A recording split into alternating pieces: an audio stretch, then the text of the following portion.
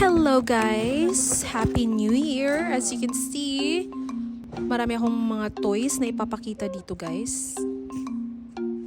These toys are from the Firefighter Angels dito sa aming place guys. Lahat yan ay for free, diba? Sana all! So lahat ng mga makikita nyo mga containers guys, yan ay for giveaways.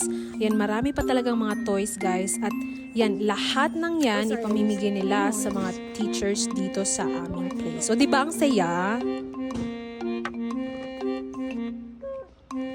Sabi ng friends ko guys, kuha lang daw ako ng gusto kong kunin.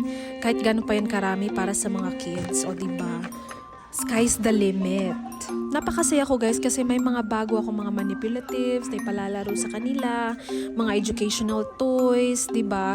Meron naman sa aking classroom pero yun nga masyadong napaglumaan na nila kasi from last year pa yun. So parang naboboard na sila.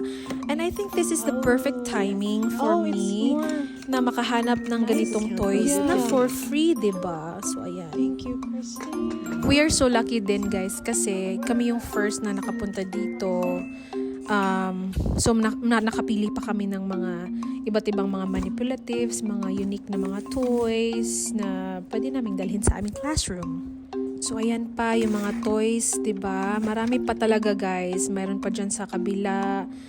Tsaka marami pa silang stock na ibibigay pa nila sa iba't ibang school dito sa aming place.